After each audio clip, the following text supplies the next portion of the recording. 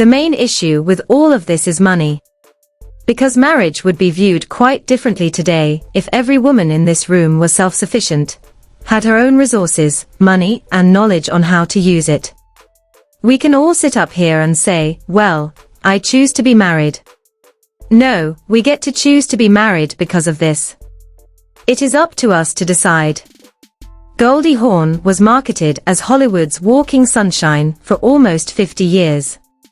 The lady who turned lightness into armor, smiled when others broke, and laughed when others snapped. She made joy seem natural and nearly infectious on TV. However, something heavier existed behind that glow. Fear that struck without warning, breathtaking panic attacks, and memories that never tolerated disrespect. At 79, Goldie Hawn is no longer providing comfort to others. And at last, the truth that she had hidden for years is coming to light. Behind that well-known smile, Goldie has often stated that the notion that happiness came naturally to her was the biggest untruth about her career. It didn't. She was adored by crowds long before now. She was experiencing random panic attacks that left her startled, perplexed, and unsure of her own identity. Later on, she acknowledged that she wasn't at all floating on happiness. Fearful, she struggled to understand what her own body and mind were doing to her. However, Hollywood has no tolerance for terror disguised as beauty. It desired her to be glossy, amiable, incredibly pleasant, and above all, silent when they were crossed. Goldie was already a formidable force by the late 1970s. She had a polished reputation as America's sweetheart, a box office pull, and an Oscar. However, that identical picture turned into a trap. Powerful men misinterpreted her optimism for ignorance, her kindness for weakness, and her humor for stupidity. There was a definite rule in the sector. Women were penalized for resisting and rewarded for putting up with disrespect. Goldie picked up on that game quickly and refused to play in the conventional way. Goldie chose to play the long game rather than blow up on sets or rush to the press. She didn't yell, and she didn't publicly expose anyone. Silently and forever, she recalled. No paper trace, no announcements, merely a mental blacklist of men who broke boundaries without merit. It wasn't overly dramatic. It was intentional. Always prioritize peace before prestige. When the camera stopped rolling, some of those men, who were co-stars, flipped. Others initially tried charm, but when she didn't react as they desired, they became icy. Some people utterly disregarded her, making decades of arduous achievement seem absurd. The same lesson was carved deeper with each passing moment. Goldie discovered that preserving her inner peace was more important than seeking approval. It wasn't resentment. It was stylish survival. She became intensely protective of her emotional space as the panic episodes persisted over the years. She began to choose distance instead of seeking approval. Her career was subtly and permanently changed by that one change. Additionally, the first man who had her draw that hard line did it on a stage that appeared light-hearted to onlookers. It was the comedy that broke the illusion. When Foul Play debuted in theaters, viewers witnessed Goldie Hawn and Chevy Chase's light-hearted chemistry and effortless laughter. It appeared fluid and enjoyable on television. It was quite different behind the scenes. Chevy came on sight with a television reputation that quickly turned sour. It wasn't eccentric genius that came next. It was ego wrapped in anarchy. He handled the production like his own playground, according to several staff members. He smirked as he dismissed direction, denied takes, and improvised whenever he felt like it. Chevy publicly disparaged the director if he resisted. As usual, Goldie kept things light-hearted, made jokes, eased tension, and maintained her professionalism. However, his mood quickly changed each time she managed to make him laugh. To get his attention back on himself, he pouted, mumbled insults under his breath, and insisted on rewrites. Crew members recalled him yelling at technicians, making fun of lines, and doubting Goldie's comedic prowess, as if she hadn't already proven herself numerous times. He allegedly sneered that she was fortunate to be close to him at one point. The words were not the source of the sting. They were being disrespectful. Later, Goldie confided in friends that she had never experienced such rejection from a co-star. The scene became emotionally exhausting, with many treading carefully to make it through the day. The entire crew, according to one makeup artist, counted down the hours until wrap in the hopes that nothing would blow up before the last shot. Chevy, on the other hand, appeared to be either completely oblivious to the tension surrounding him or subtly pleased by it. Goldie didn't make a scene, didn't publicly clap back, and didn't seek retribution. She took a much longer-lasting and much cooler action. She recalled, and one more name was added to an unforgettable list. The atmosphere was frigid at the end of filming. The two hardly acknowledged one another, hardly spoke, and hardly came into contact. However, studios continued to attempt to compel it by using influence, money, and sequels as bait.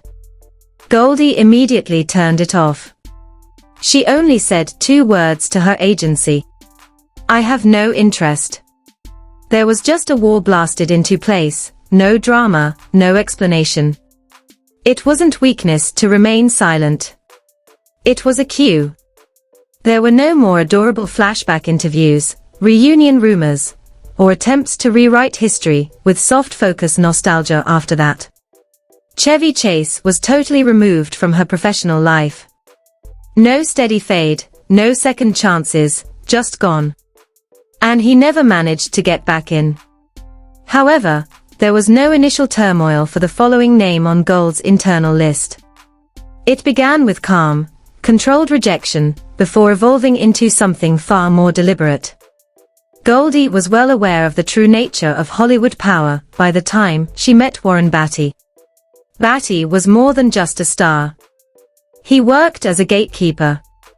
His influence extended beyond casting to include reputations, access, and long-term professional survival. When he started pursuing Goldie in the late 1970s, it was a pattern she recognized. Dinner was served. Invitations, intimate get-togethers, and meticulously planned social settings where favors circulated covertly and expectations were never explicitly stated. This attention came with conditions for a lot of actresses. Goldie had a clear view of them. She repeatedly declined in a courteous manner. No humiliation, no conflict, and no rejection in public. She just refused to cooperate. That decision quickly flipped the switch. Those close to her claimed that the charm vanished practically overnight. Subtle retaliation took its place. Scripts that she had been promised abruptly disappeared. There was never a rescheduling of the postponed meetings. Once enthusiastic producers become chilly in private, then the murmurs began to seep in. It's always phrased in a way that makes it seem natural. She was challenging. She didn't take it seriously enough. She was too funny. The package is different, but the message is the same. Goldie knew right away what it was. Punishment masquerading as expert advice. And once more, she didn't blow up, plead, or pursue. There was never a spoken word. And it was the true cruelty. It wasn't necessary for Warren Beatty to publicly undermine Goldie. He left the nasty work to doubt. Just enough to stick. Subtle queries that are whispered in the appropriate ears and presented as professional opinions or concerns. Goldie saw the strategy right away. He would shrink her if he couldn't have her. And that tactic did work for a while. Early in the following decade, there were other near misses that, on paper, made little sense. Roles that she ought to have landed and vanished. Overnight, promising talks vanished. Just doors closing forcefully, but softly, nothing dramatic or detectable. Goldie knew precisely how that story went, so she never confronted him in public. Rather, she turned around. She concentrated on tasks, where she maintained control behind the scenes with friends instead of pursuing prestigious ventures that needed approval from guys like him. She was more truthful. In one succinct sentence, she summed up Batty. A man who punished rejection instead of dealing with it. That sentence came to represent everything she endured over that period. Batty contacted her at a significant awards ceremony years later, as if nothing had happened. The same nostalgia, the same grin, and the same belief that everything has been obliterated by time. Cool and kind, Goldie returned the smile. Then abruptly stopped talking and turned to go. The moment was chilly, clear, and undeniable, according to witnesses. It wasn't rage. It was final. The key had long since been lost, and the door had been closed for years. She didn't operate in whispers with the next name on her internal list. He was Dustin Hoffman, the audition that shattered trust, and openly humiliated her in a setting meant to gauge authority. Knowing she belonged there, Goldie Hawn entered the casting room. She wasn't trying to be relevant. She was making it bigger. The character was dramatic and serious, qualities that critics adore. She tackled it with concentration and self-control. Hoffman, who was well known for his earnestness and method commitment, was already committed. Collaboration did not follow. Control was what it was. Hoffman abruptly interrupted her in the middle of the scene. After criticizing her speech, he turned to the producers and dismissed her performance as being on par with a sitcom. Uncertain if this was a warning or a joke, nervous laughter echoed through the gathering. Goldie could tell right away that this was not the right approach. It was a humiliating experience. Purposeful, public, and precise. Chemistry was not being tested by Hoffman. He was claiming territory. With composure, Goldie concluded the reading, thanked everyone, and left with a proud demeanor. She completely stopped working on the assignment by the following morning. An insider stated there were attempts to defuse the situation by portraying it as a misunderstanding or creative stress. Goldie turned them all down. The lost role was not what remained with her. It was the moment of uncertainty it caused. She then said that she questioned herself for a little moment, and that realization was the most shocking thing to her. Ruval, Hoffman stated. Every time, she chose power over acquiescence, mentally taking notes and modifying her course. He hadn't seen any fault with her performance. He immediately targeted her self-assurance. As a tried-and-true strategy, Goldie quickly clocked it. Men who feel small attempt to make themselves feel larger by making the ladies in the room smaller. She acknowledged in public years later that some guys overlook important details. The ladies around them are not being guided by them. Names were not necessary for those who knew her to know precisely who she was referring to. She never again collaborated with Dustin Hoffman. No declaration, no justification, and no tidying up for her. Everything that needed to be said was expressed by her absence. Goldie drew lines that were firmer than ever after that. Even so, she wasn't prepared for the subsequent confrontation, which came in the guise of chaos, comedy, and purported genius.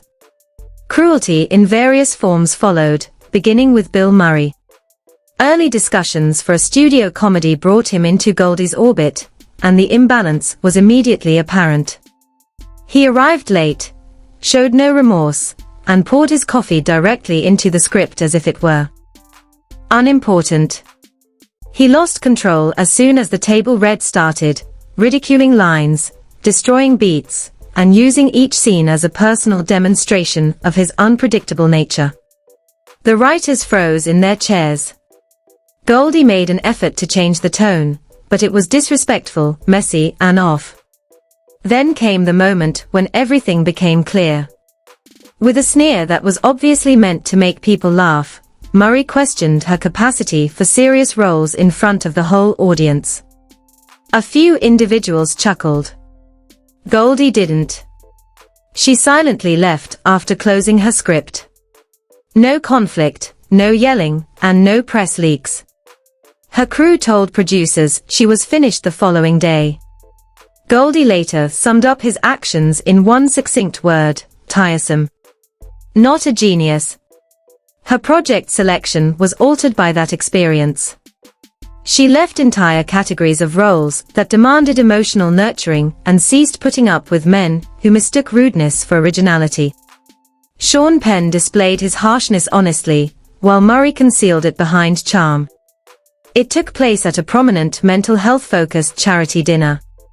Goldie's speech was based on honesty, sensitivity, and personal experience. Seated close by, Penn scarcely bothered to conceal his contempt as he rolled his eyes and muttered disparaging remarks. Following the cheers, he dismissed her entire career with a sneer and advised her to limit herself to laughing. With a courteous smile, Goldie departed early. However, she was shaken in private. It was because something very personal had been ridiculed in a place where understanding was supposed to occur, not because her ego had been damaged. She later said that despite working for decades, she was still being reduced to a caricature by guys who couldn't look past her appearance. She stayed away from rooms where Penn might be present after that night. She gave a succinct, clear response when asked about him. No drama, no argument, not my energy. Her private list was reduced to just one name, and that name cut deeper than the others. Kirk Douglas was not a volatile co-star, an admirer who was turned down, or someone who was trying to stay relevant. He was a legend, a representation of the discipline, authority, and unbridled power of old Hollywood. That's precisely why the effect persisted. Aware of Douglas's stature, Goldie went into rooms with him. She valued the past. She knew that individuals like him had shaped the profession, but she soon discovered that respect wasn't always reciprocated. Douglas gave her long, prolonged hand kisses, winks, and remarks about her beauty that were presented as compliments when he greeted her at panels and public gatherings. Outsiders thought it was innocuous and even attractive. It seemed oppressive, intrusive, and contemptuous of everything Goldie had worked so hard to gain. Long after the applause, she realized that the behavior was not justified by the weight of legacy. Beneath it all was a very clear message. They saw her, but they never really heard her. Without anyone speaking up, the disparity became more apparent when the discussion turned to craft, legacy, and creative authority. She was often interrupted by Kirk Douglas, who completed her ideas, reworded them, and presented her observations in his own voice as if they were his own. To him, every time Goldie attempted to intervene, the focus was deftly shifted back to him and away from her. The moderators saw it. The audience took notice of it. Goldie sensed it right away. Later, she confided in a close friend that it felt like she was only there for mood and decoration rather than making a contribution. It was so subtle that it hurt even more. There was not a single offensive statement that could be disputed or repeated. By 1,000 tiny moments, it was death. Introductions that extolled the virtues of men while describing her as charming. Jokes that were a bit too direct for her. The unspoken belief that her success was a result of appearance rather than hard effort. You could be first on the call sheet and still feel invisible with Douglas, Goldie famously remarked. She was more truthful in private. She reportedly told pals that he spoke to her as if she was still the happy blonde from her early roles, stuck in time. She didn't consider it cruelty, regardless of the Oscar, the producing credentials, or the power she had gained. It was conditioning, in her opinion. A perspective formed during a time when women were respected for their presence rather than their viewpoint. And that was disrespectful in and of itself, according to Goldie. Later, a producer recalled a round in which Douglas cut her off 3 times in less than 5 minutes. Goldie remained calm. She refrained from arguing. After waiting and listening, she composedly got up and declared that she had said everything she needed to. After that, she left. The room was completely engulfed in silence, with neither a scene nor a raised voice. That was the best way to describe her. Instead of confronting, she left. Douglas was never publicly chastised by Goldie. She didn't have to. She just took him out of her emotional environment. She publicly complimented Michael Douglas at the same time, frequently describing him as considerate and respectful, making the contrast obvious to anyone who was paying attention. For her, Kirk Douglas transformed into something quite different, a representation of the notion that legacy justifies rejection. "Some men don't deserve a second act in your memory," she said in a quiet statement years later. That wasn't resentment. That was lucidity. And clarity turned into Goldie Hawn's greatest act of self-preservation, after a lifetime of being disregarded behind a grin. For decades, Goldie Hawn guarded a smile that concealed worry, fear, and unwavering resolve. She remembered something these men never imagined. "It's your time now." Which of the names on her list caught you off guard the most? Do you believe that her quiet was a strength or a burden? Leave a comment with your ideas. As if this had struck home. For more undiscovered Hollywood tales, subscribe. And we'll see you at the following.